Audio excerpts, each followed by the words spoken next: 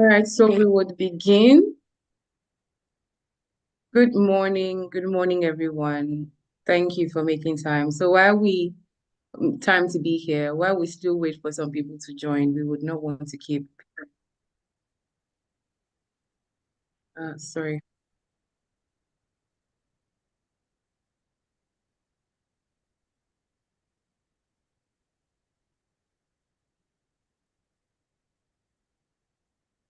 All right, so I'll proceed. I'm getting feedback from the recording there. So yeah, so while we still wait for others to join as we go along, we will not want to keep people who arrived or joined early.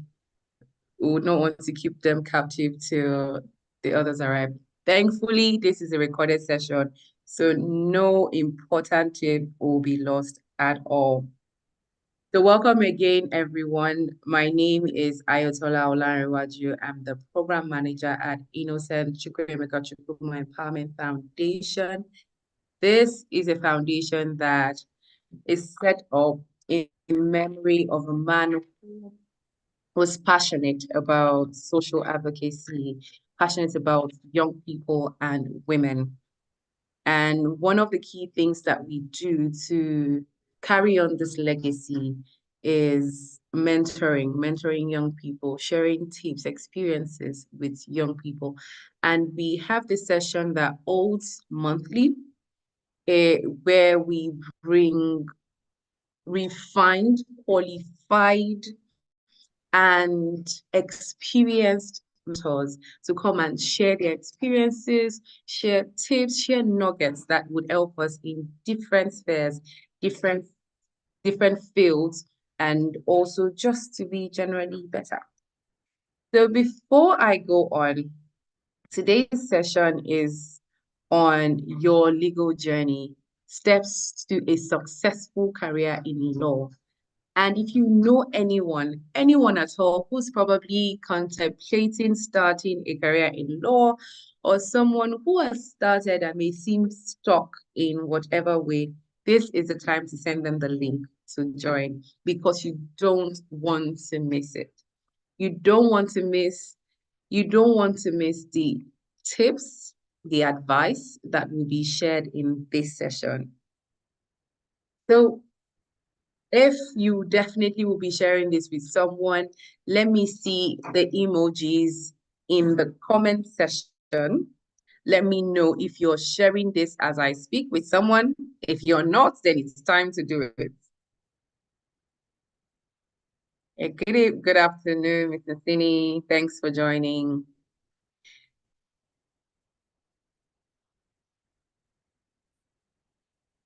Can you hear me? Yes, please. I can hear you now. I couldn't hear you previously. Okay, I think network Can you hear? is. Can you hear me now? Yes, I can hear you. Wow. Um, Okay, I would have usually love to leave my screen on, but I think my network is bad, so I will just turn off my video. Then I think you should help me share my slide. So I sent you the latest slide on WhatsApp. So you could share that while I turn off my video. Is that fine? all right, sure, I will do that. Oh So Lord. just give me a moment to reel out your fantastic profile before you step off and proceed.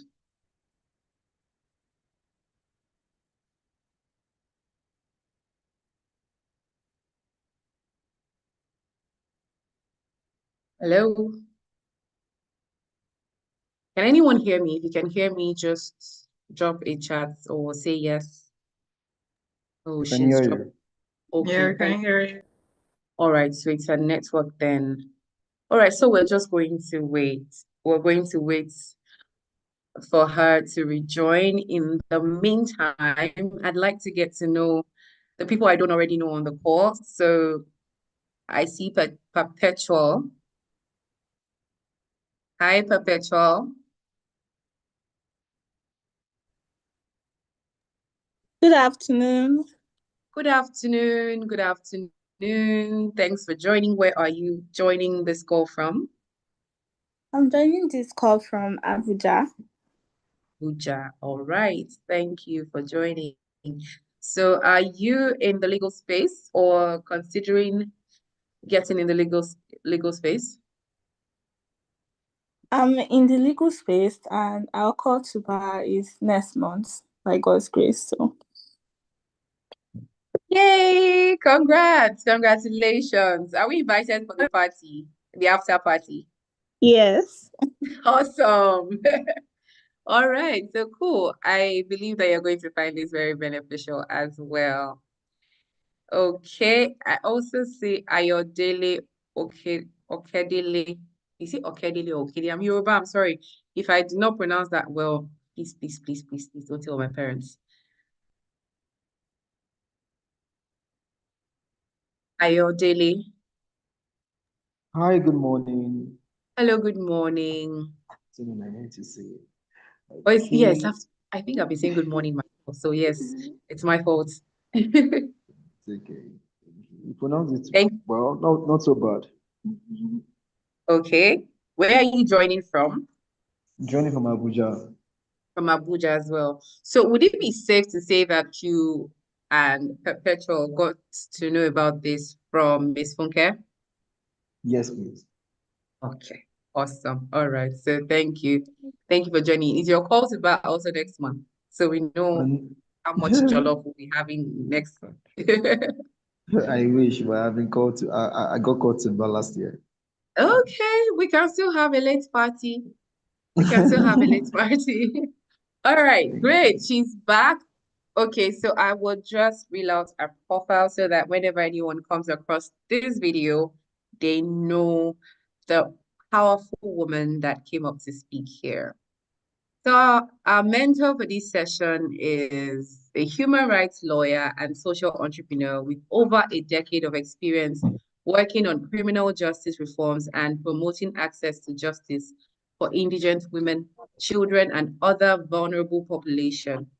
She holds a law degree from the University of Benin, Nigeria, and is currently a Commonwealth scholar studying international human rights law at the University of Oxford. Funke is the founder of Hope Behind Bars Africa, an organization that is closing the justice and reformatory gap using strategic legal support, advocacy, and technology. Our work has led to the release of several wrongfully incarcerated individuals on death row. Oh, okay, pardon me. I would have to pause there to. How are you? Okay. All right. Apologies for that. Okay, our work has led to the release of several wrongfully incarcerated individuals on death row, including children over 12,000. You're supposed to bring it Oh out. my goodness. Sorry, Pass could that you? enter mouth. Okay, I need to. Fayokemi, please mute. Oh, mute rather, sorry. Okay, that's cool. Mute. Cool. I'll do that. Okay. Where was I? All right. Funke is the winner of the 75,000, am I pronouncing this correctly? Waste Global Citizens Choice Award 2023. She has a certificate in nonprofit leadership and management from Lagos Business School and was in the inaugural cohort of Innocent Chukwuma Social Impact Fellowship.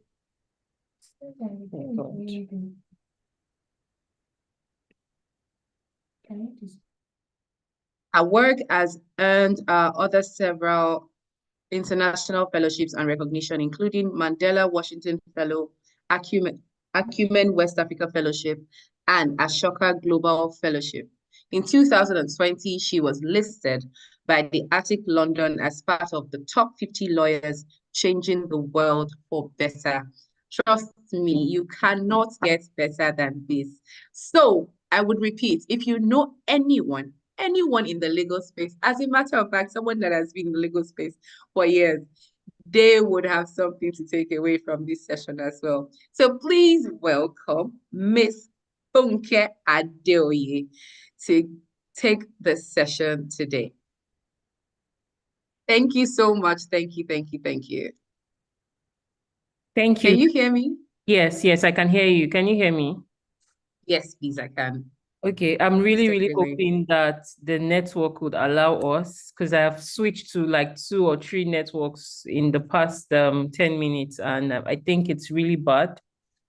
Taking this call from home, because I mean, I've been on transit and I just got in last night, so network is always a bit all over the place at home. So I'm just hoping that we'll be able to do this. But yeah, thank you so much, and good morning to everyone that is listening to me this morning. It's a small group. I can see at least 3 people that I know on this call.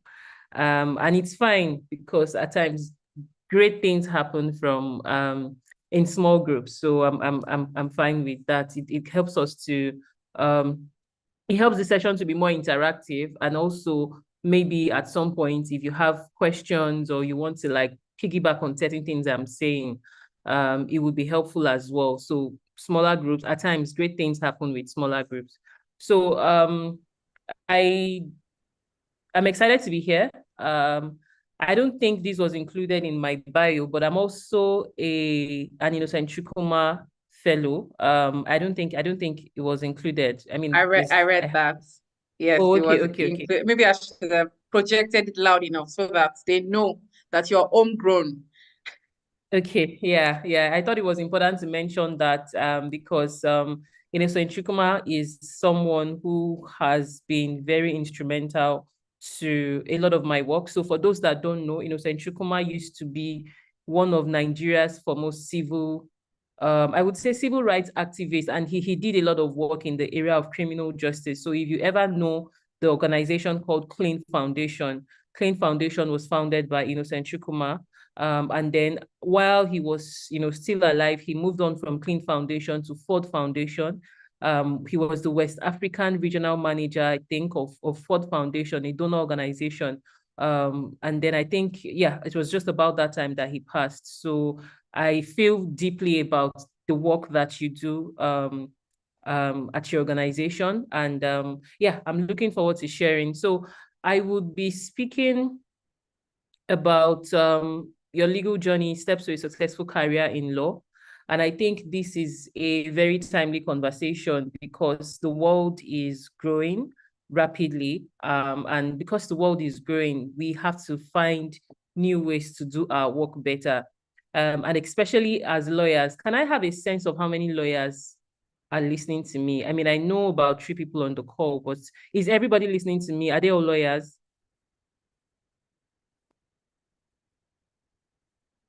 Believe so. I think maybe some are looking to transition. Never know these days. Okay.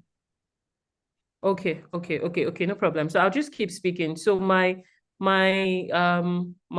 intervention today is I made it as generic as possible. Even though I am an international human rights lawyer, I think my career path has cut across different areas and different fields, and I think it's important that I give that background.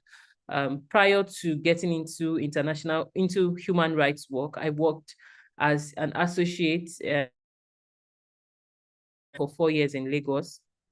And I also had a little stint at the Ministry of Justice in Makurdi in Benue State. So I think we can say I've done a little bit of public sector. I've done a little bit of private practice. I've also done a little bit of international development, yes, because I also worked in an international human rights organization before settling into to build mine. So I think that I have a bit of expertise across different areas. To also add that I also do a little bit of legal tech work as well. So my presentation is going to be as vast as possible.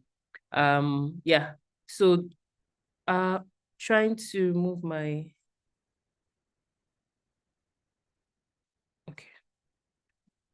So the objective of the session today, I try to make it as minimal as possible.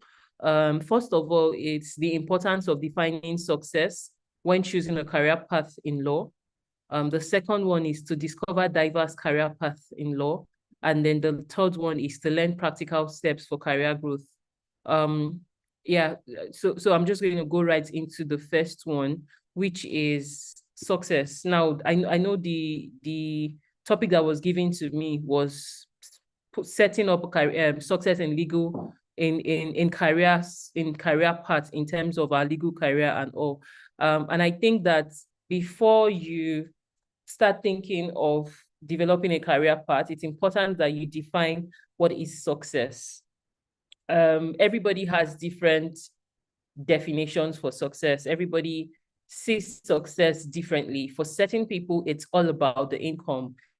It's all about the bills being paid, and it's all about having residual income and something to fall back on, and that is fine. Now, for certain people, it's income and influence. They would not consider themselves to be successful if they have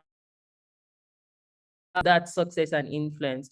For certain people, it's also its impact, right? Certain people would not just want to go to work every day to pay bills. They also want to see that they are intentionally touching lives.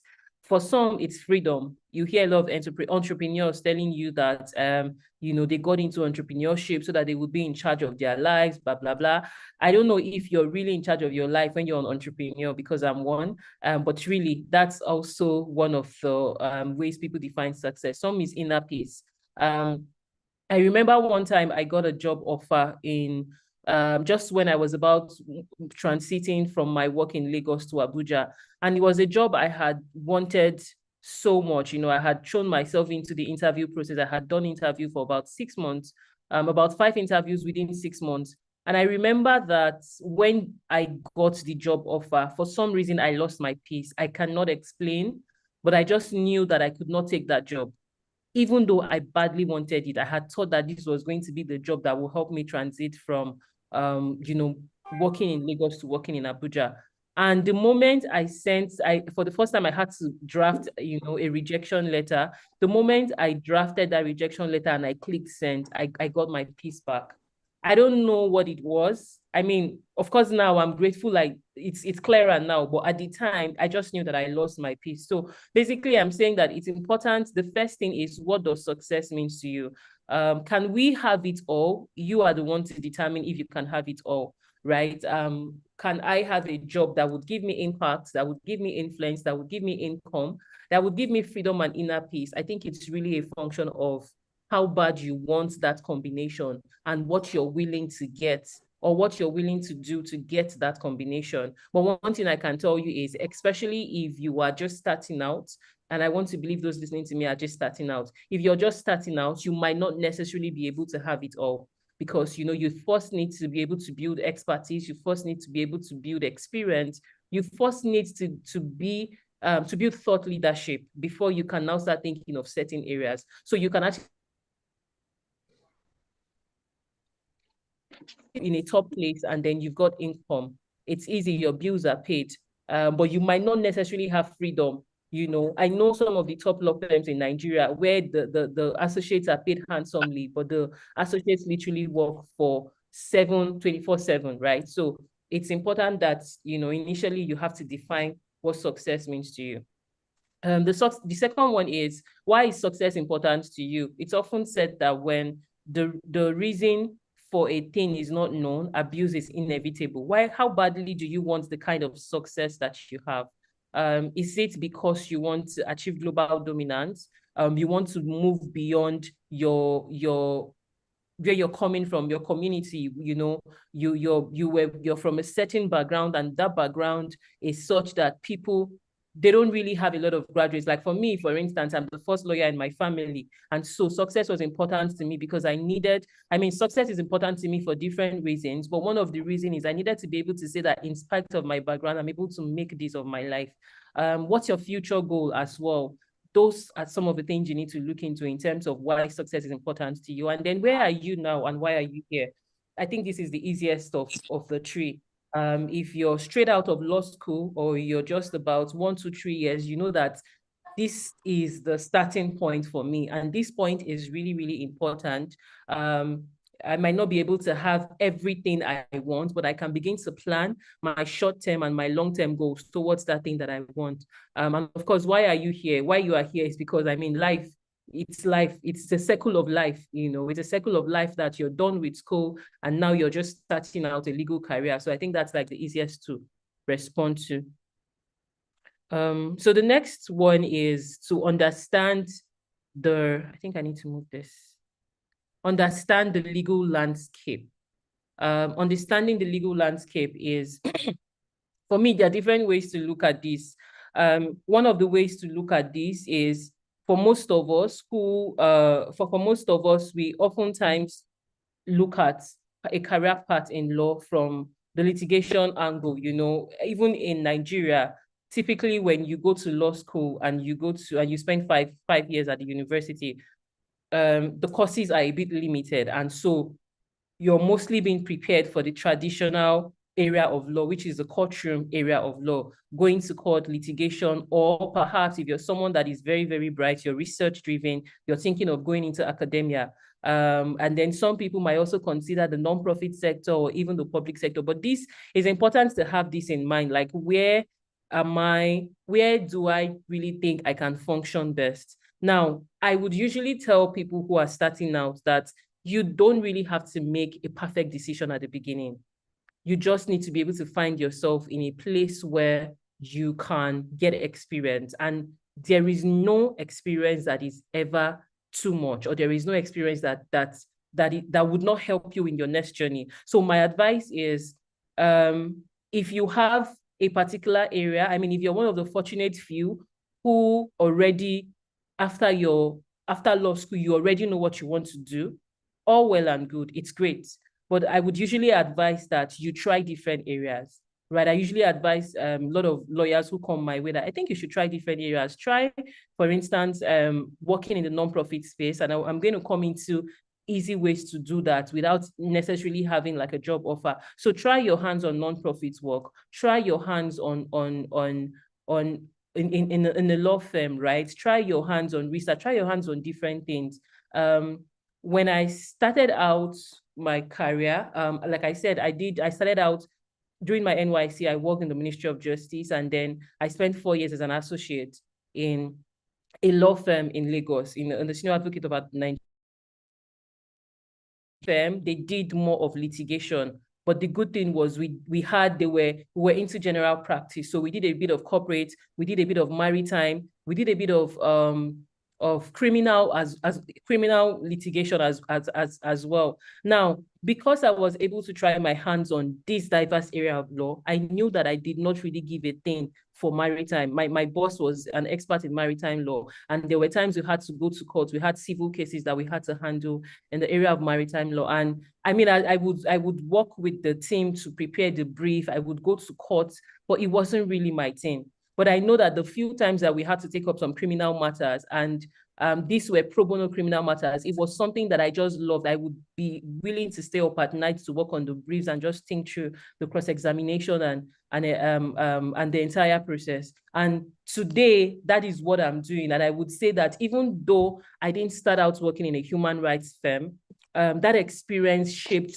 a lot of the work that I do today. So I would now go into, I think I tried to just share some non-traditional areas of law, which I think everybody should really consider. And the reason for that is my first point here. I say understand 21st century legal and non-legal challenges, because we are in a global world. Like the period we are right now, I mean, we all know how the world is vast and the world is so interconnected. We cannot continue to do law the same way we used to do law. We cannot continue to look at our career or view our career within the same lens. So it's important for you as a young person to look at 21st century challenges. There were things that were not a thing 10 years ago that are now a thing. And the reason why this is more important is because, as many of us know, our educational institution, our educational system,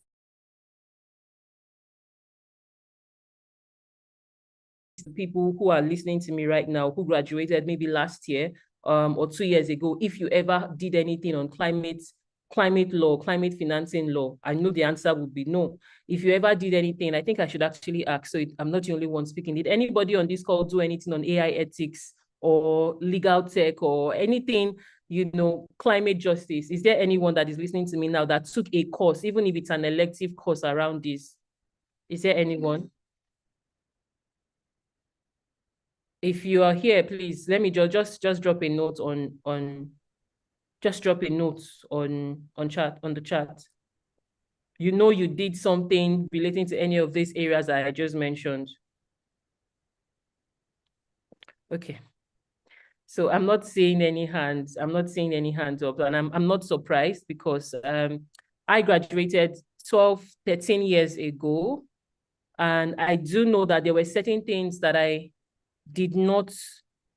I mean, it was never brought to my knowledge that I had to. Okay, I'm looking at the chat now, that I had to find out for myself. No, okay. So some people say no, yeah, okay. Okay, so someone says data privacy. Well, data privacy, it's good to know that, you actually even did data privacy. So that's a bit of intellectual property, which I think, yes, there was intellectual property during my time. But the question is, how was that course even, how did it fit into conversations relating to data privacy today? So my point basically is, if you schooled in Nigeria, you're already disadvantaged. So let's now go into some areas that I try to some emerging areas. It's not exhaustive. Okay, can you see my screen? And are there things on my screen that are blocking your view? I think so.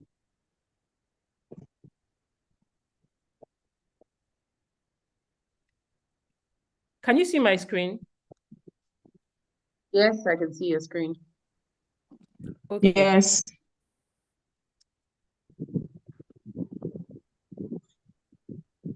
It's just a second. Okay, if you can see it, I'm seeing something different here. So just give me a second. Let me use my second device. Okay.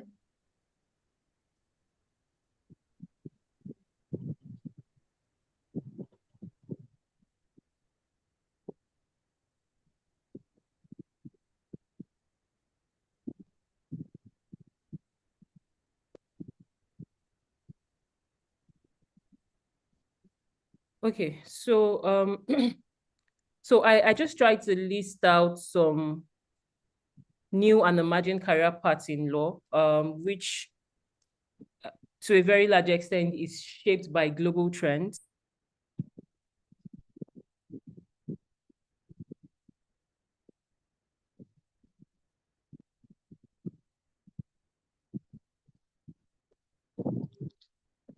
You find that once upon a time, these are areas that it used to be housed in a particular firm. So you find firms that are general practice firms, and inside that firm, there are lawyers who have corporate expertise in corporate law, expertise in tech law, expertise in different kind of law. But my point is, now we are at a time where you can actually be an expert. You can grow expertise in these particular areas.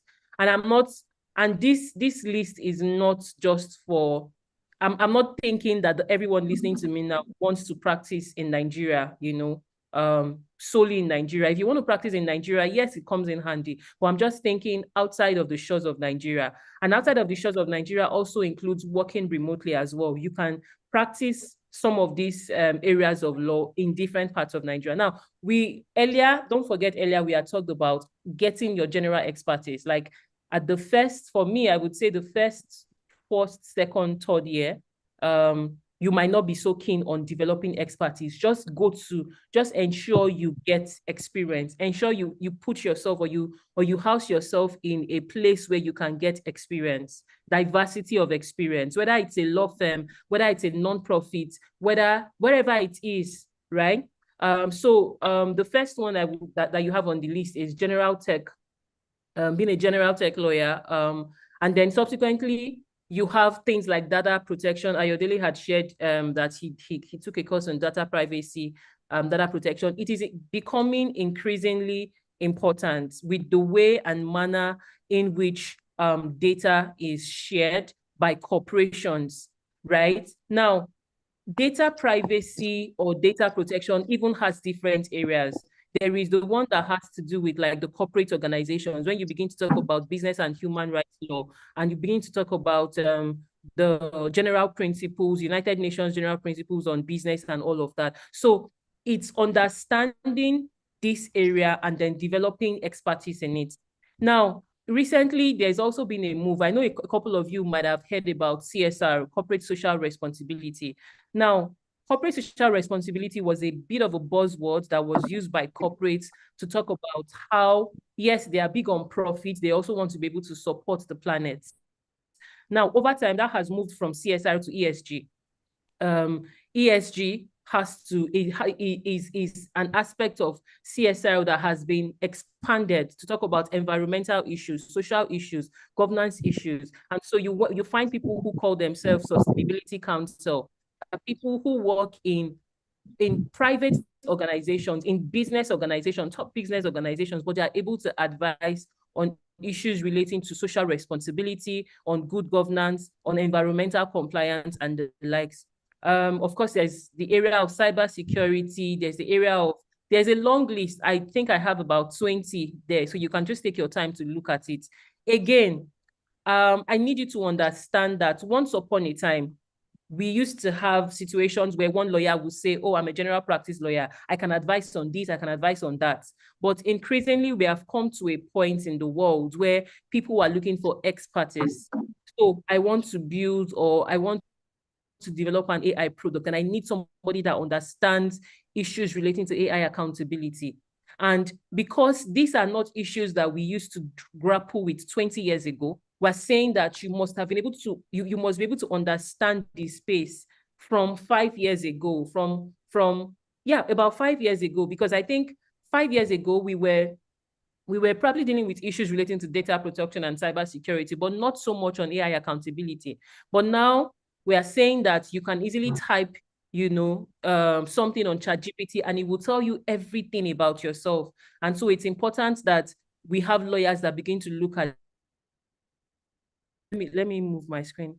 We know about I'm trying to move my screen. I'm not sure why I'm seeing something totally different here.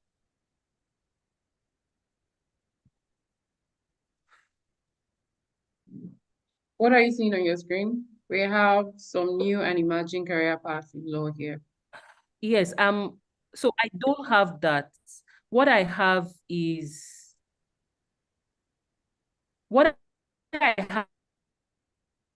can see you guys, I can see everybody listening to me, but I can't access, I'm not able to move my screen. Do you understand? Okay. So I can just go ahead and share them.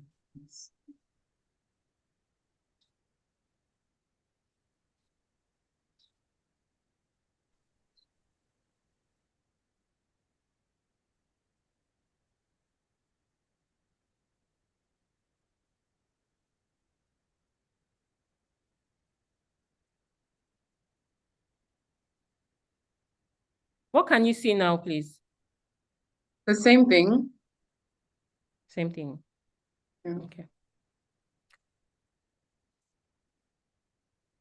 So I'm trying to move to the next page, and that's what I'm unable to do. Okay. Maybe I could just go ahead and share this.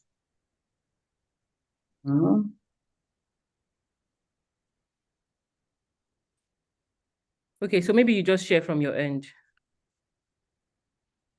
So while we work on that, I don't know if anybody has any questions from all that has been said so far. So I'm not the only one speaking.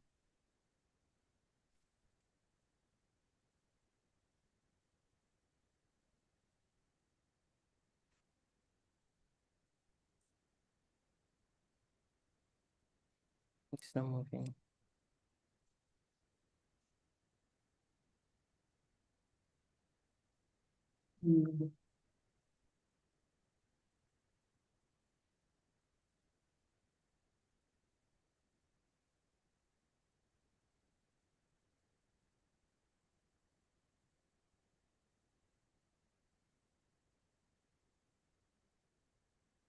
Okay, I think you should be good now. You've seen the next the second one, which is the one about fintech. Fintech, yes. Yeah? Yes. Yeah, so yeah, so I mean, I'll definitely share these slides with you guys so you can take your time to just look at it. Yeah, you would also see some other areas. Like today, you find everybody knows Davido's counsel, right? This is somebody who has built himself as an entertainment counsel. Again, once upon a time, that didn't used to be the issue, but is bringing yourself to understand the particular area of law that catches your fancy and then just building expertise on it. You would also find here climate and environmental justice lawyers. Normally, this is an area that you would generally say it's a human rights lawyer. But my point is you can now say, no, I'm going to focus on this particular area and build expertise on it. Now, so let's go into the nitty-gritty of the conversation, which is how do we get there? Again, I know that to a very large extent, most of the people I'm speaking to are probably 5 years below in terms of their years of experience or year of call. Now, I know that one of the things that'll probably be on your mind at this time is higher education. When is the best time to go for my master's? Do I want to do my master's in Nigeria? Or do I want to do my master's abroad? I mean, those are all very important questions that if you're not already asking yourself, maybe there's a problem. Of course, there are also people who would say, well, do I even really need a master's? Now, my advice on this, first of all, is don't rush your postgraduate studies. And when I say don't rush, you should be thinking of it by now. Some people are very fortunate that even before they finish law school, they already have a sense of direction. But if by now you don't necessarily have a sense of direction, my advice is plan to have at least 1 or 2 years experience. And this also includes your NYSC experience. Plan to have 1 or 2 years experience, and it will help to shaping your perspective in terms of the area you want to do your master's. I mean, there are different areas. You can decide to go and do a general LLM, or you can decide to do an LLM in a particular area, energy law, maritime law, or whatever. While I was in this phase, at the time I was really looking forward to do my master's immediately. I graduated from school very early. I was done with law school at 21, and I really wanted to do a master's immediately and even do my PhD. My plan was I was going to be done with my PhD before I turned 25. But I did not get to do my master's immediately because I couldn't secure a scholarship. But when I look back today, I'm grateful because at the time, I did not know how much my life was going to be deeply intertwined in human rights work. And to be honest, I had friends who had gotten scholarships to do corporate law in Oxford, in Commonwealth, in Cambridge at the time. And, it just felt like, oh, okay, let me go and do LLM in corporate practice or corporate governance or commercial law. So I remember when I look at my applications, I just smile because I didn't have any desire for this thing at the time. I was just looking out for schools that would give me scholarship. And that was the knowledge I had. So my advice is try as much as possible to get a few years of experience. If you're one of those people who, while you were in school, you already volunteered and you have a sense of direction, all well and good. But if you don't, try as much as possible to get like a year or 2 experience. Now, should you do a master's in Nigeria or should you do a master's abroad? Again, it all depends on you. My advice is always that you should not cut your coat according to your size when it comes to getting a master's degree. Especially if you schooled in Nigeria, my advice is it's always good for you to go outside, because when you go outside, you are able to experience other frontiers. You're able to see things beyond your world or beyond what you're typically used to. So if you're looking to do a master's abroad, I think the next thing will be, how do I fund it? Again, my advice is always that there is no reason whatsoever for anyone who is from a developing country that was colonized by the Westerners to go outside the country and pay for school fees. That's my personal take on this issue. Now, I know there are people who have big foots, or you're able to bootstrap yourself. Maybe your parents are wealthy and all. But even if your parents are wealthy, again, I still say that if you have a very good academic record, at least you had a 2-1, and you're able to intentionally build your resume, you can actually get a scholarship to study outside the country. There is an intentionality to it that hopefully I'll be able to share before the end of this meeting. And this is not something that I'm just saying because I want to make you guys feel good. I want to tell you that it's possible. It's something that I personally have experienced, and a lot of lawyers who have worked with me have experienced. I have a couple of lawyers who have worked with me, who have worked at Hold Behind Bars Africa, interestingly, not even as full-time staff, but as volunteers, who got fully funded scholarships to study in Europe, to study in the US. And it's the same strategy that I'm going to share with you guys. So, I mean, at the end of the day, it all boils down to you. For certain people, traveling abroad might not be necessary, maybe because they have other commitments, marriage, and all of that. It all depends on you. But the summary of my point is, you need to think global. You need to think beyond the shores of Nigeria. I also have here that attend global conferences. Again, you ask me, how do I attend these? I don't have money. I'll come back to the same thing I've said. You can get fully funded global conferences if you're intentional at trying to get them. Please, how much time do I have? How much time do I have left? You have 5 minutes more. Okay, you should have given me a heads up, like since, but okay. I'll just try and go over my slide so that we can really take questions. One of the things that I think is very critical to building a successful career is volunteering. I am a product of volunteering. One of the things I really wish I did while I was in school is I wish I volunteered more, because I do know that some people who eventually did a whole lot in the international development space, are people who had a lot of experience from volunteering. So you can actually build your resume from volunteering alone. So if you have not started volunteering, please start. Look out for courses that are close to your heart. It helps you to develop not just your CV, but it also helps you to develop things like project management skills, drafting skills, research skills that are very, very critical, for the next phase of your journey. Even soft skills as well, public speaking skills, skills that are very important in the job market today. Now, the second one is mentors and sponsors. Please never take this for granted at all. Never take the importance of having somebody who you look up to, who can actually open doors for you in this space. I think that many years ago, we used to think that having connections was a bad thing, but I want to tell you that as someone who used to frown at, I used to think it was not a good principle, or was not a good style to say, oh, okay, he got that job because of connections. The question is, what are you doing when people were busy connecting? So you want to be very intentional with building relationships. And when I say building relationships, I'm not just talking about building it vertically, but I'm saying both vertical and horizontal. So you're seeing people who have gone ahead of you, but you're also looking at your peers as well. You're also looking at your peers as well, and also making sure that you're forming powerful connections with your peers. The next is, visibility. Visibility at this time is really, really important. What are you doing on LinkedIn? What are you doing on X? How do you use these things to push out your expertise? How do you make your voice relevant in a world that is very full of information? And I'm not saying that you should not have your own personal, you can have your page where you do your personal things, but you at least have one social media where you put out your corporate self. I hired an assistant once who I had to let go.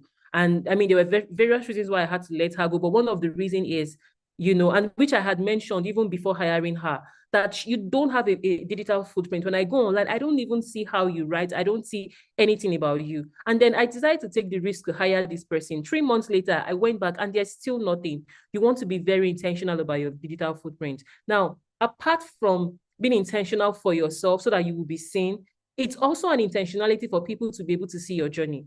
If you go online now, you would be able to view a bit of my growth trajectory in terms of how I started in the human rights space, and now I've worked my way up to become an international human rights lawyer. And for me, it had to be intentional because I had also learned from other people. I was not that person who was very keen. I mean, I would not just walk up to somebody who is older and say, come and mentor me. It just didn't seem like a thing for me. But I was very intentional about viewing other people's digital footprints, going to read up about people that I felt their journeys were similar to mine, and then just following them. Then, yeah, the other parts that I have here is write articles, speak at events, and then just prepare for remote work generally. Now, a few of the challenges, I mean, we already know about the challenges. Sorry, my kids just came in. How are you? Yeah, so a few of the challenges, I don't think we need to go into details about this. You have to prepare for burnout. You have to prepare for your mental exhaustion. Lack of mentorship is also a thing because, I mean, people are really busy out there. The world is becoming increasingly hectic. And so you might not find that older person who wants to be able to hold your hands. So if you find any, you want to be also be intentional in making sure that you are you're of use to them. Like it's a two-way thing and it's not just something that is one-sided. Access to opportunities. Good roles are often not publicly advertised. Even if they are publicly advertised, most times people would prefer to work with people that they know. And then, of course, the pressure to conform as well. So just a summary of my recommendations here is you want to be curious, read beyond the law. If you look at those areas of emerging areas of law that I had shared, a lot of them are not your typical areas.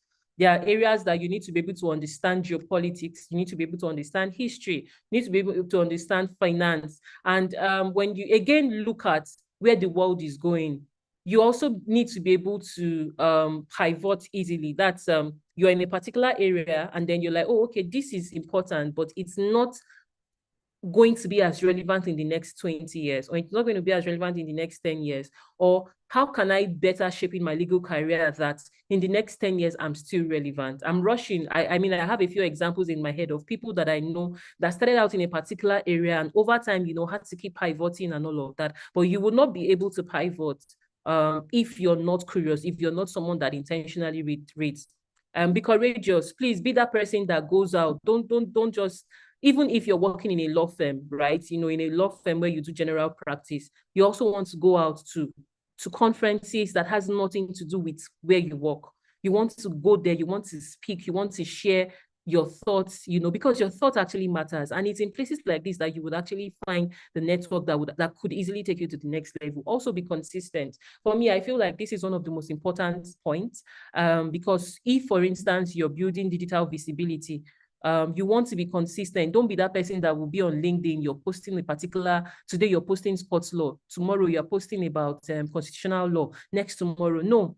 Now, there's nothing wrong in being vast in being diverse. I am big on diversity. I'm big on knowing something about everything. But let it be that when I think of who to speak to about fashion law, I can think of Yemisi, or when I think of entertainment law, I'm thinking of Messi, because I know I always see Messi's post on LinkedIn. I always see her write things that are really solid on a particular area. So you want to also be consistent. You want to show up consistently and help people to also understand your voice and the way that you speak. Invest in tools, courses, productivity apps. Today, I think that nobody has any reason, any excuse whatsoever to say, oh, I don't know this. Yes, a couple of us, I mean, I don't know who is on the call, but many of us were a bit unfortunate, to go to the Nigerian legal system that is not innovative, or that is not being structured to meet up with global context or global issues. We're already disadvantaged. You would not know how disadvantaged you are until you leave the shores of Nigeria and then you go into a space and people are talking geopolitics and talking things and you're like, oh, okay, well, they didn't teach me that in school. Now, it's okay to say that maybe 20 years ago, but it's not okay to say that again, because on your phone, you have the tools to actually expand your worldview and access to a lot of things that could actually make you a global citizen, even though you're still in the country. Stay ethical. Of course, that's important. That's very clear. Think global, act local. I think that I call myself an incurable optimist when it comes to issues relating to Nigeria and Africa, because I tell you guys, we might be disadvantaged when it comes to our education, and we might be disadvantaged because of our history with colonialism and our developmental history. But the problem, and we might also be disadvantaged because of the problems or the challenges that we have as a country. But it's important that we begin to see the good in those problems and challenges. I'm not saying that we should bask in those problems and challenges, but guess what? I mean, everything that was read today about my work was a function of the fact that I found a problem in Nigeria and I needed to do something to solve that problem. Nigeria has 70% of people in prison in Nigeria today are awaiting trial. That's the statistics in Nigeria. That's a problem in Nigeria. But guess what? That's not a problem in the UK. So if I was born in the UK, my work might not necessarily be relevant. I'm not saying that the prison system in the UK is perfect. They have different contexts. But my point is, it's important that you see the opportunities. Yes, I like to see problems and challenges as opportunities. So maybe back to the question on success or developing, your career trajectory, look at the areas out there that it's problematic, it's a challenging thing. It's not easy. People are not getting a grasp of it, and begin to think of opportunities, how you can be a part of the problem, how you can provide value, because that's what it is. You're being able to provide value is what is going to set you apart from every other person. Whether you decide to work in a law firm, whether you decide to work in a non-profit, wherever it is that you decide to be in, being able to solve problems, being able to provide value. Like the last quote here, which is one of the most important, which for me is like my favorite quote: be so good they can't ignore you. You might not be there, but begin to prepare yourself to be so good in that space you want to dominate, so that by the time you get there, you'll be so good they can't ignore you. And I'm going to give you a very quick example with respect to my work. When I started my work, that's my work with Hope Behind Bars Africa 7 years ago, there were a couple of organizations I reached out to. There were a couple of individuals who were already strong, top thought leaders in this space. I remember even applying to volunteer and intern in certain organizations, and I never got the opportunity. But 7 years down the line, I tell you, with all sense of humility, that I sit in the same rooms and the same tables with some of these people. Some of them can't even remember me. When I want to, I meet them and I say, oh, I once applied, at your firm. I once did this. And they're like, oh, okay, interesting. We smile, we laugh. But my point is, 7 years ago, I did not necessarily have the kind of value that would put me in those spaces. But being able to stay put and build consistency, build competence, build character, and build knowledge to the point that I can now call myself a thought leader in this space has also given me the space to also work in this sector. I think this should be, yeah. Okay, yeah, that's all I have for you guys. I'm hoping that this has been helpful.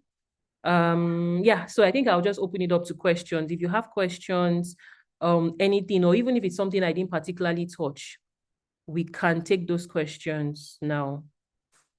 Okay, I'm trying to see the chats. Okay, so if you have any question, please feel free to ask. Opeyemi is asking if you will get the slides. Yes, I think I already has the slides. Please, can you guys still hear me? Because it feels like I'm the only one talking. Yes, we can hear you. I can hear you. Yeah, Opeyemi has a question. You can unmute and ask your question, please. Okay, thank you very much. Thank you so much for the insightful session. I joined late, and I joined by virtue of Perpetual. Perpetual shared the link on a WhatsApp group. And I was so lucky to just click the link before the admin deleted it. And that's how I joined. And so far that I joined, it has really been insightful. And that's why I asked for the slides so I can go through it from the beginning. Okay, so currently, let me just introduce myself. My name is Opeyemi Adesegun, and I'm a graduate of the Nigerian Law School Lagos campus. I'll be called in July. To the glory of God, I had a first-class grade. And by virtue of that, just when I joined and you were mentioning looking towards doing your master's, that has been something running in my mind because currently I'm doing my NYC. And since you mentioned that, that's already like 1 year of practice because I'm in a law firm. So I take that as 1 year of practice, after which I'm looking towards going for my master's. And actually, I want to go for my master's abroad. Right now, I don't have clarity on where abroad. I don't have clarity on which area or aspect of law abroad of law, just like you mentioned, whether commercial. I know I like commercial law, corporate law, and I have some other interests, civil litigation and the rest. But I can't pinpoint, okay, this is the particular course I want to study. This is the particular university I want to go. I know funding will come through because I'm also looking at getting a scholarship by virtue of the results I already have built. So I just want you to throw light on what can I be doing in this season, preparing myself for going for my master's abroad immediately after my NYC by next year, this time next year. Thank you. All right, thank you, Opeyemi, and congratulations on your, I think you're going to be called to bar in July, so congratulations and congratulations on your as well. Thank you. And I think that's a very great question. I'm hoping that I think a couple of people on the call would also benefit from the response. So the question or these thoughts that are in your head has come at a good time, at a very good time. I would suggest that in addition to whatever it is you're doing at the firm, you want to look out for opportunities to volunteer, especially because you're looking to get a scholarship. So yes, it's good to get a first class, right? By getting a first class, you probably have moved yourself. You're already in either top 5% or top 1%, depending on how many people had a first class as you, but it's already a very good one. Most of the top schools in the world, Harvard, Oxford, Cambridge, and the likes, they look out for first class or very strong 2-1. Okay, top 3%. So that's already good. But one thing I need you to understand is it's still very competitive out there. Because if you're applying to a school abroad, you're applying with people across the world, not just Nigerians. And so how do you want to make your personal statement, which is what you're going to be submitting for admission to these schools and for admission to get a fully funded scholarship? How do you want to make it competitive? That's where volunteering comes in. So what are the courses that you're passionate about? What are the courses that, you know, when you think of global trends is important? Maybe you want to look at gender issues, you want to look at climate issues, you want to look for an NGO that does climate work and you want to begin to just volunteer for them. You need to be very intentional about this. I'm not saying, because when we talk about volunteering and when we talk about NGOs or working with nonprofits, you need to understand what this is, that it's not going to donate pads to girls. It's good, I mean, charity. It's not charity. I'm not telling you to go and volunteer with a charity. Volunteering with charities are great, but you want to be intentional, right? You want to be intentional in such a way that is strategic to your goals. It's possible that even in doing that, you even now begin to build expertise. You go to that NGO, maybe it's a small NGO, and you realize that they don't even have financial structure. They don't have corporate governance structures. They don't have policies. It's you that would now tell them, oh, okay, you know what? I know you don't have resources to develop these policies, but can I help you develop a gender policy? Can I help you? You don't know how to develop it, definitely. But just that thing is solid. It goes into your CV as I helped, you know, a nonprofit in a developed nation to develop 5 policies that help them to stand out. But there's a way you would just be strategic with that thing that you do. So you want to be intentional about that. You also want to be intentional about, so in terms of which country, which course, it might take you time to decide that, oh, I really want to do energy law, or I really want to do this area. For me, it took me a little bit of time for me to really tell myself, okay, you know what, I really want to stay in human rights work. And even now, I would tell you that my human rights work is not just human rights work. There are specific areas of law. So if you're looking to go in the next 2 years or next year, then maybe you want to consider general practice. You want to consider just an LLM, you know, an LLM that allows you to take 4 courses, and those 4 courses are diverse. And the best place you find that is probably in the UK. The best places to find good scholarship opportunities would be in the US. And yeah, in the US, I know recently there's been some challenges because of Trump, but as somebody who has studied like both the UK and the US when it comes to graduate schooling, I would say the US. The US also gives you better opportunity for migration if you want to migrate, if you don't want to come back. So it's easy for you to go to a US school, get a full scholarship, get graduate assistantship, and then from there, you know, you have a faster path towards personal, what's it called? Permanent residency as against the UK. So I don't think I can exhaust my response, Opeyemi. There are different things to think of. Some people want to go and come back. For me, I needed, so I'm currently doing my master's at Oxford, and I wanted to do my master's in the #1 school in the world, but in a way that is flexible, allows me to be able to shuttle home and school. And so that's why I chose that course. So I feel like you might need to probably go back and really ask yourself, what do I want? Why do I want this? I'm going to type in a resource in the group now. You might want to check it out. I think they have an Instagram page, and they have very good resources. Yes, Getting Educational Consult, or just check Getting Edu. Yeah, I know one of my volunteers used their resources, and you know, they were able to access really good free resources that helped to shaping the school they decided to go for, and they got scholarships. So the long and short, the summary of what I'm going to say is just make sure you read wide, research. Everything you're looking for is online. Finally, very important, I didn't mention this, I don't think I mentioned this, but one of the things that I did was I read people's profile a lot. One of the things I enjoy doing, I enjoy reading autobiographies, I enjoy reading biographies, but in terms of our context, I enjoy reading people's profile. So there are a lot of opportunities that I got from going to check out people's LinkedIn page. So I find individuals that look like where I want to go to, and I sit down with their digital footprints. So for instance, how did I know about the Oxford program? How did I know that Oxford had a program where you get fully funded scholarship to do international human rights law? I mean, you can decide to go from page to page, but there are more than 1,000 universities in the world, so you might not be able to do that. So what did I do? I had identified some certain human rights lawyers in the country who their work had moved from just being Nigerian, you know, to being international, right? And, you know, I'll just go on their page and say, oh, okay, actually, there's a program in Oxford. Okay. So I see that on maybe Chidera's profile on LinkedIn, and I go to the school to check it out. Same also with a couple of the fellowships I entered, I got into. I got to know about Ashoka Fellowship by just reading people's profile, and, oh, okay, there's something like Ashoka. What is Ashoka? I go there. So at times when I post certain things online and I see some young people reach out and they're asking me, what is this thing about? I never understand it, because there are lots of people whose journey has influenced mine, that it's after it happens, I now go back and I send a message that, oh, you know, you put out something about this fellowship, I applied and I got in, I just wanted to say thank you. And they're like, oh, interesting.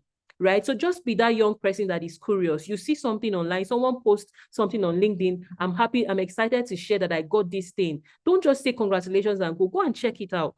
Do you understand? Like, check it out. You know, for me, I feel like it's one of the fastest ways to even get access to some of these opportunities.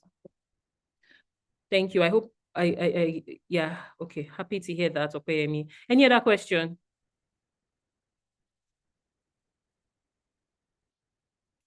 Okay, if there's none, I wouldn't want to take your time. I dropped my contact details here. I am very active on LinkedIn. I'm very active on X. LinkedIn, I'm Oluwafunke Adeoye, and on X, I'm Difunke Adeoye. If you send me a DM today, I'll probably see it today and probably respond today. And you also want to check out our work at Hope Behind Bars Africa, you get a sense of some of the things that we do. So yeah, in the absence of no questions, I think my... sorry, I think Faith was raising up her hand. Okay, Faith. I can't... Yes. Good afternoon. Can everyone hear me? Yes, we can hear you. Thank you so much. I have a question. So my question goes thus. First of all, I want to thank you for such an insightful session. I joined midway just like the previous person, and it was just by God's providence that I joined. So my question is this. I already know what I want to do, which is international criminal law. And I know that to do that, I need a background in criminal litigation and actual practice. Now, my question is, I just finished my law school and I'm about to be called to the bar in July. And I'm on my NYSC, and I was deployed to a law firm where they don't do litigation, it's majorly property law. So my question is, how do I leverage this, or how do I approach this 1 year, even though it doesn't seem like it's directly correlated to where I want to go? Or do you think that I should like maybe start trying to redeploy to another law firm that actually does litigation, or should I stay here and maybe there's something for me here? That's my question. Thank you so much. Okay. Thank you, Faith, for that question. So I again, okay, so when I started, I said one of the things I said is no experience is lost. I did not, so I currently am an international human rights lawyer now, and I did not start out working in a human rights firm. I was just fortunate that the law firm I worked in used to take some pro bono criminal cases, pro bono. And I think it was at that point I realized how badly I wanted to do criminal litigation at the time, or criminal defense work. So I don't think, just a direct response to your question, I don't think you should think of redeploying. I think you should stay where you are. There are lots of experience that you can gain, from where you are, that will still be very critical to whatever it is you want to do tomorrow. For instance, you probably learn how to draft, you probably learn how to engage, you probably learn problem solving, critical analysis, and all of that. So I don't think you should redeploy. I think what I'm most concerned about is actually the difference between international criminal law and criminal litigation. They are two different things entirely, totally different things. So now I do criminal defense work, right? But I cannot call myself an international criminal lawyer. And the parts from doing criminal defense work or doing criminal litigation is totally different from the path towards international criminal law. Because when you talk about international criminal law, you're talking about states. So we're talking about Israel and Iran, Israel and Palestine. We're talking about war crimes, we're talking about genocide, we're talking about holding states or countries accountable. It's a totally different ballgame entirely. The fastest route to international criminal law is actually through human rights. It's you understanding concepts of international human rights law. That's the fastest route to doing international criminal law. So I just wanted you to get that even if you work in a firm today that is doing criminal litigation, you would not necessarily bring in the principles in criminal litigation to international criminal law. They're different, right? So please, it's important that you get that. So my advice would be, maybe you want to study more about international criminal law. You want to check out the possible places that you can work in the future, and possibly if you could get internship opportunities. So for instance, one place that comes to mind would be places like the ICJ, the National Court of Justice, the ICC. And this is so it's interesting I'm talking about this, because even for me, it took me going to Oxford and meeting with people who do international criminal law on a day-to-day to understand that my criminal litigation or my criminal defense back home and this topic is totally different, right? So I think what I would advise you to do, like in the meantime, is engage, research, read up prominent international criminal lawyers across the world. Just this, the name that comes to mind now, I can't remember. There's a popular criminal lawyer that comes to mind. She's married to a popular actor. If I remember the name before this call, I'll drop it. You can check out her trajectory as well. But yeah, I would just say you want to research, you want to really understand that area, international criminal law. And if what you're actually saying is criminal defense or maybe criminal litigation practice where you represent people, that's a different conversation as well. But Ama Clooney, God bless you. Yes, so yes. So Ama Clooney is the person I had in mind. She's a popular, she's the person for me who fits into what you want to do, and it's great you have her on your trajectory already. So just study her path to becoming what she is, and then look out for other names as well. I don't know if that answers your question. Yes, my does. Thank you so much. You're I welcome. got that. Okay. Bernard says he Good has a afternoon. question. Yes, good afternoon. Thank you very much for the opportunity and the value shared, ma'am. You're welcome. So my question is, so let's say you outlined a list of organizations whose values and missions aligns with your career path. You've reached out to some of them via mail. I will be called to bar next month as well. I just finished from the Nigerian Law School.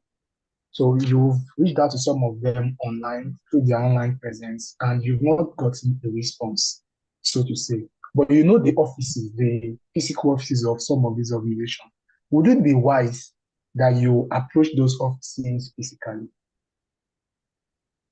I mean, the world belongs to people who take risk. I would not tell you that. I mean, it's a funny question, but I would not tell you that there's a problem with going to their offices. Now, as someone who has been on both sides, I've been at the point where I knocked on several doors and I did not get a response. And then eventually I had to literally build my own table or build my own door. And now I also know that a lot of people reach out to me, and I really wish I have space for them, but I just don't.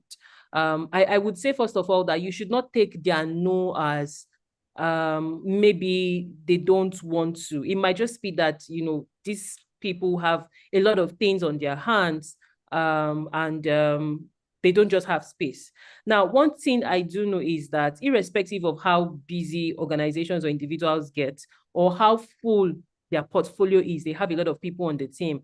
People, when you stand out, when you give value, people would notice you. So my point would be, if you're going to visit their office, what are you going for? Are you going to say, oh, I just completed law school and I want to work with you, I want to learn from you? Is that it?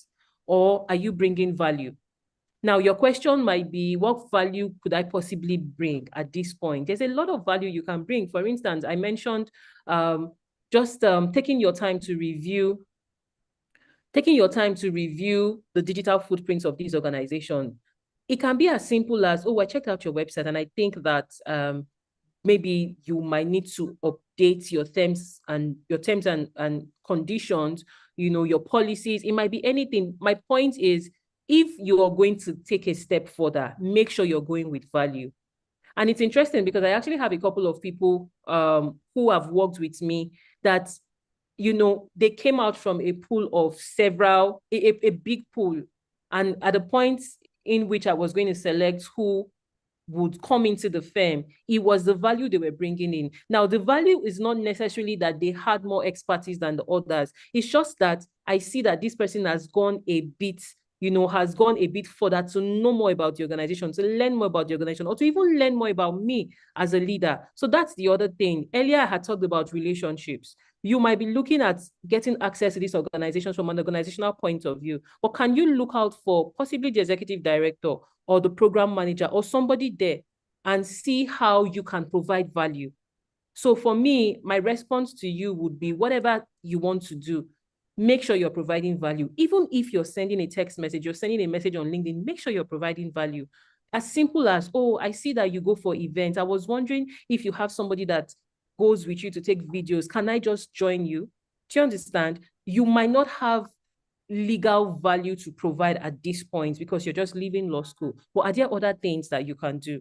Can I help? I mean, managing calendar might be a bit far-fetched, but things as simple as, oh, can I take your video? Can I just do like the paparazzi for you? That sort of thing. They might still not respond, right? But my point is, make sure when you're reaching out physically or virtually. Make sure you're reaching out with value. I think it usually does make all the difference. Thank you very much. That answers the question. Yeah. So Ayo, I think that it won't be good to keep people in for too long. There are no more questions. We can wrap up. I absolutely agree. Thank you so much for this session. While I'm not a lawyer, I would say that for anyone else here who's also not a lawyer or considering it, the nuggets you've actually shared are beneficial across the board. You started by talking about understanding what the journey is, like understanding why you want to take the journey, what success means to you. And this is important in any space that we find ourselves. why do I want this? What does it mean? And what would I do to achieve it? And then you went further to talk about really keeping in tune with current trends. It's important in any space. So, well, for anybody, I'm just saying this here now, I know that the lawyers on the call or those going to law school found this really beneficial. But if you think that this does not mean anything to you, then you're wrong, because you can take these lessons and infuse it in whatever it is that you're doing. Ensure that you're consistent. Ensure that you're courageous enough to ask, in fact, demand for things that you really want. Just be bold, step into the room. The worst thing that they can say is no, but you have to keep trying because you understand what success means to you and you know what you want to achieve. So thank you so much for this, Ms. Funke. Thank you for sharing your time with us. And also thank you. Yes, absolutely, I agree. It's a loaded session and like I said in the beginning, you can't get better than this. So we will definitely share the slides. If you're registered, we would have your email address and we will share the slides after this session.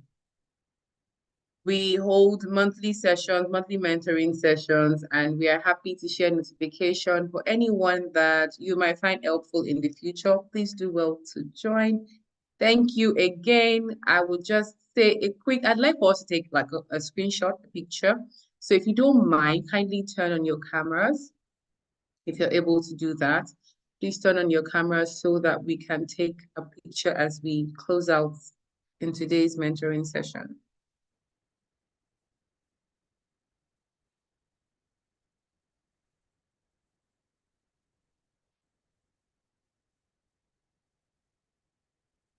Cameras. Hi, Perpetua. Thank you. Yeah, Ms. Funke, you can stop sharing your slide now so we can have a full screen.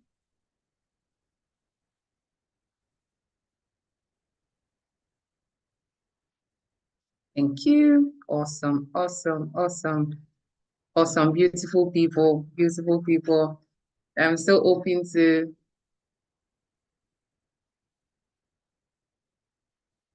Oh, I don't. Okay. I didn't have you. I had you doing mommy duties there, so I will have to take this picture again. Chidera, Flossie, Moyolua, still waiting for you to turn on your camera.